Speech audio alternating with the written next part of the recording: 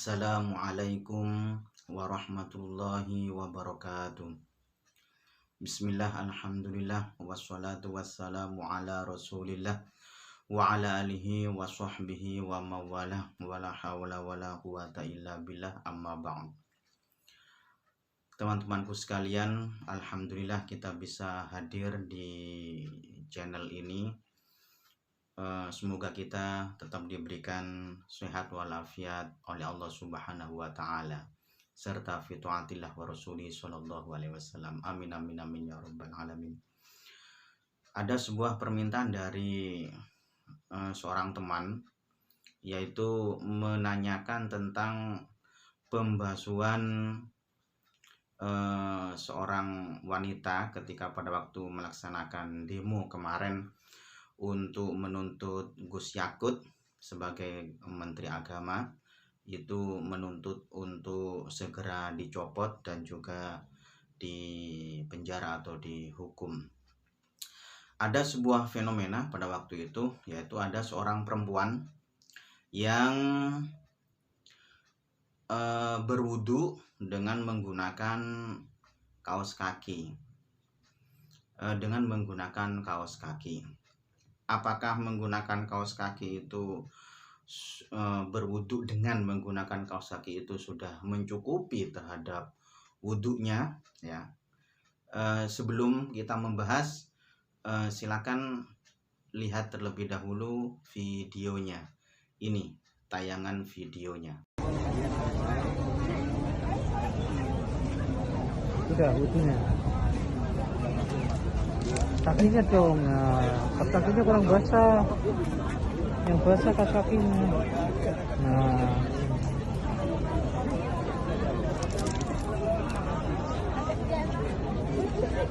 sudah.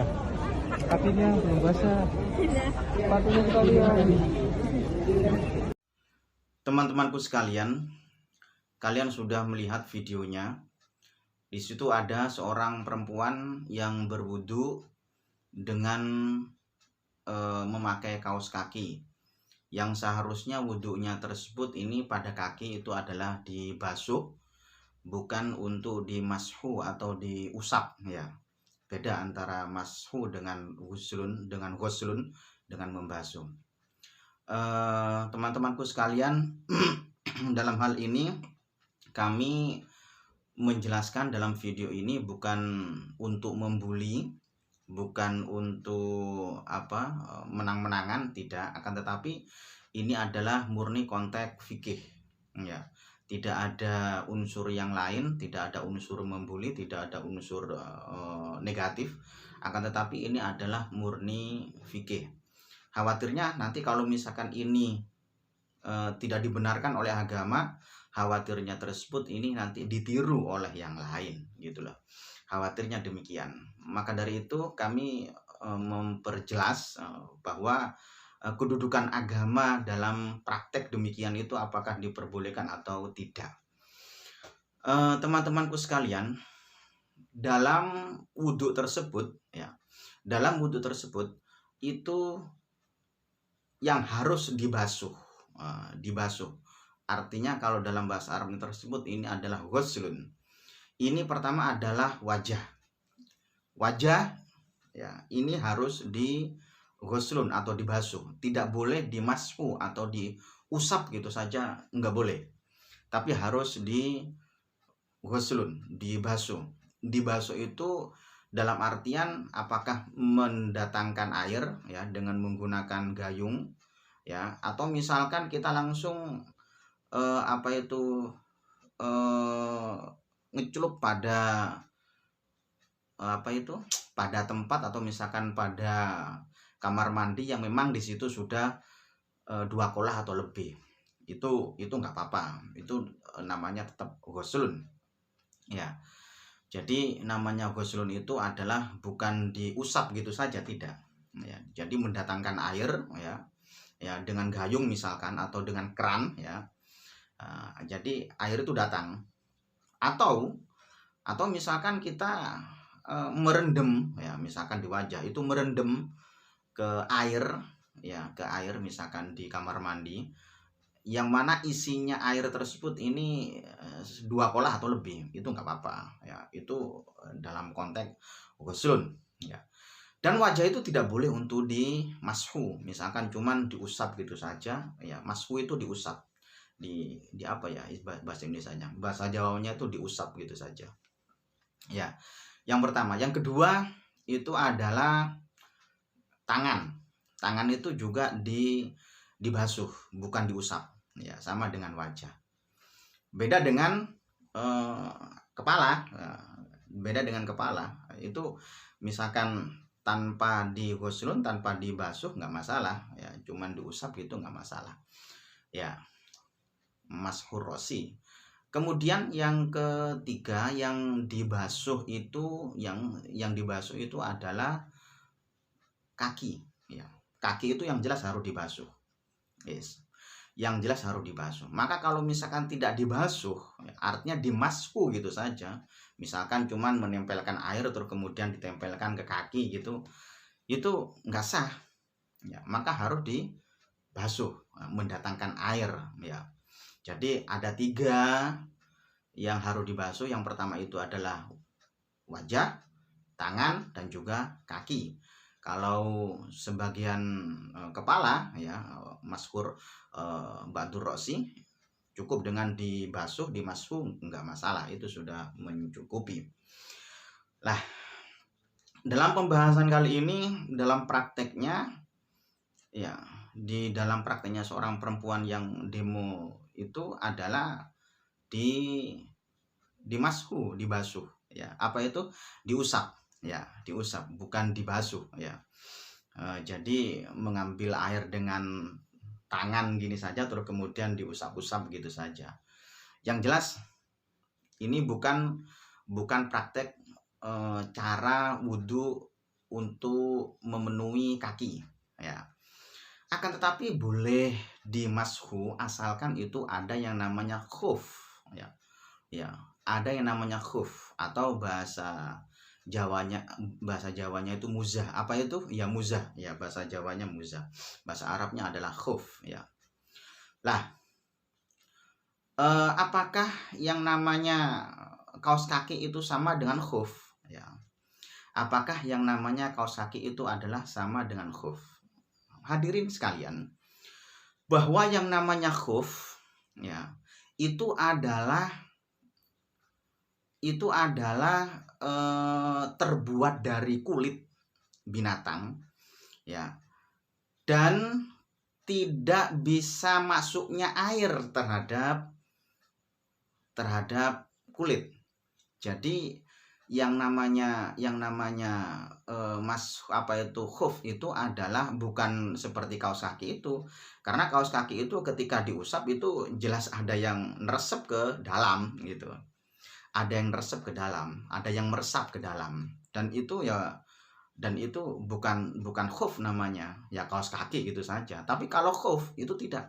Kalau khuf itu adalah ya terbuat dari kulit ya, kulit binatang, terbuat dari kulit binatang, dan tidak bisa sampainya air ke situ. Jadi misalkan ditaburi air atau misalkan dituangkan air, itu ya nggak masuk gitu loh, karena memang ya terbuat dari kulit, atau yang sesamanya yang sekiranya memang ya datangnya air itu nggak bisa masuk ke situ gitu. Makanya di sini di kitab Tausyah saya sudah menyediakan kitab Tausyah ya, dan juga di kitab di Fathul Qorib itu adalah pelajaran anak ibtidaiyah. Kalau nggak kelas 4 ya kelas 5 gitu, kelas 4, kelas 5, kelas 6 ibtidaiyah. Itu sebenarnya sudah ada dan diterangkan khuf itu apa gitu. Yang jelas khuf itu adalah bukan kaos kaki seperti yang ada di Indonesia, itu bukan. Khuf itu adalah ya itu tadi seperti yang saya katakan, adalah yang terbuat dari kulit ya. Terus kemudian mayamna usulal ma. Jadi sesuatu yang memang tidak bisa sampainya air, tidak bisa meresapnya air ke situ, sehingga maka diperbolehkan kalau misalkan dengan menggunakan khuf itu tidak usah membasuh kaki, tapi cukup mengusap khufnya. Nah, mengusap khufnya, ya, mengusap khufnya itu nggak apa-apa. Tapi syaratnya, ya, saya bacakan di kitab Fathul Qorib saja, ya, pelajaran anak kelas ibtidaiyah di pesantren itu sudah banyak.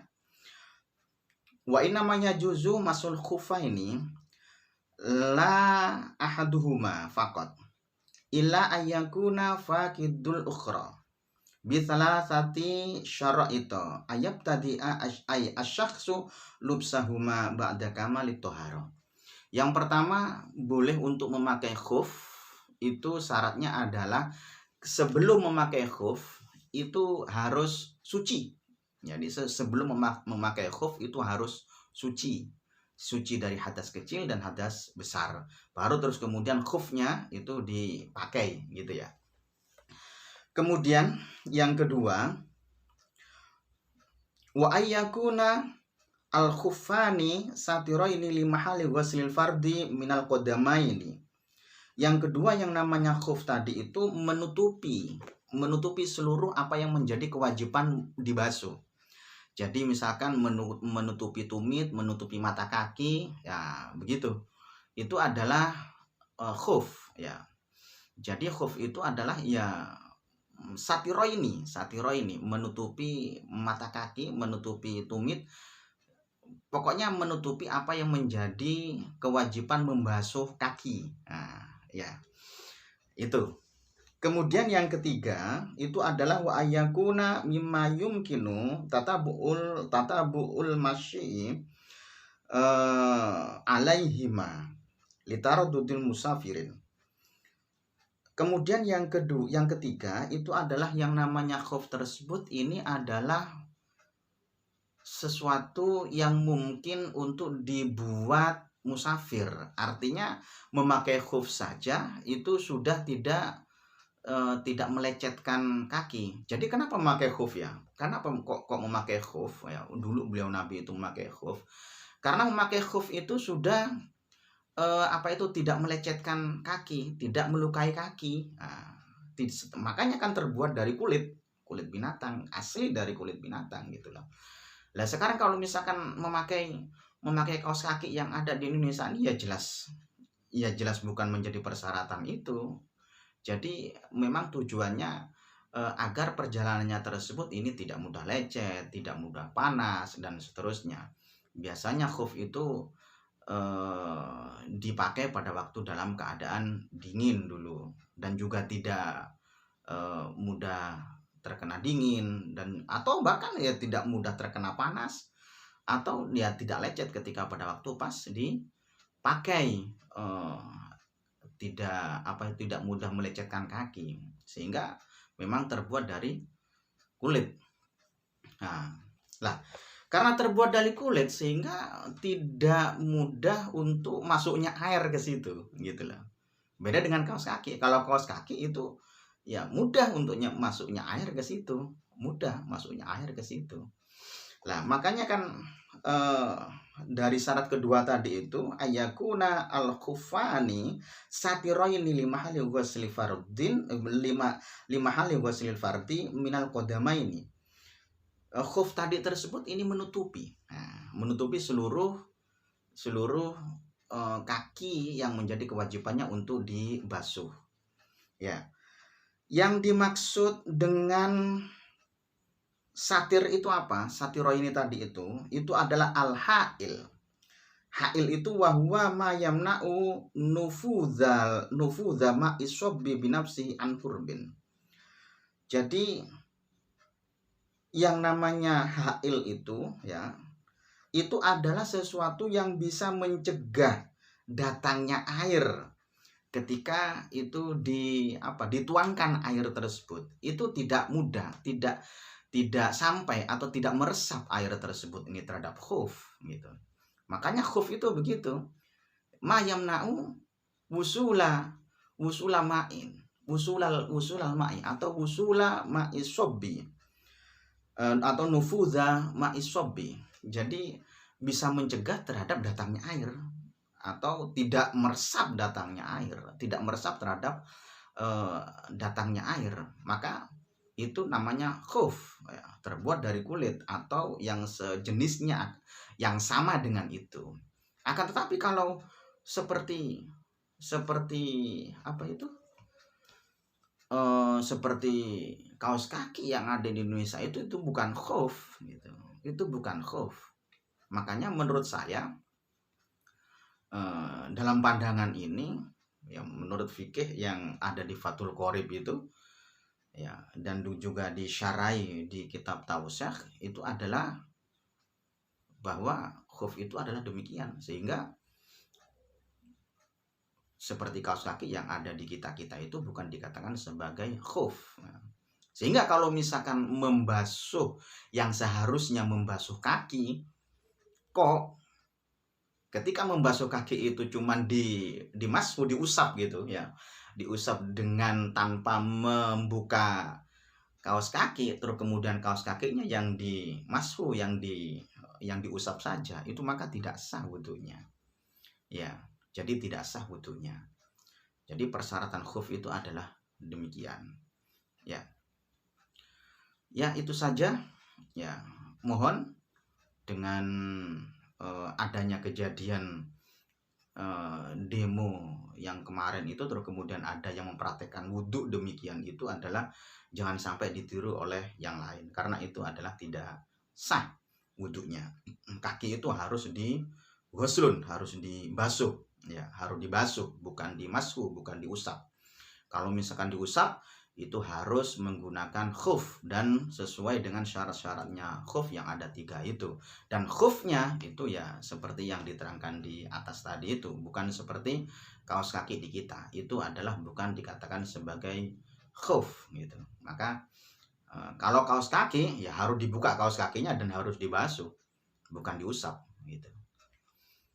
Semoga ini adalah bermanfaat bagi kita semua dan juga bagi saya pribadi. Semoga kita tetap dalam sihah wa afiyah bi taatillah wa rasulihi sallallahu alaihi wasallam. Amin amin amin ya rabbal alamin. Sekian dari kami, kurang lebihnya wallahul muwaffiq ila aqwamit thoriq. Wassalamualaikum warahmatullahi wabarakatuh.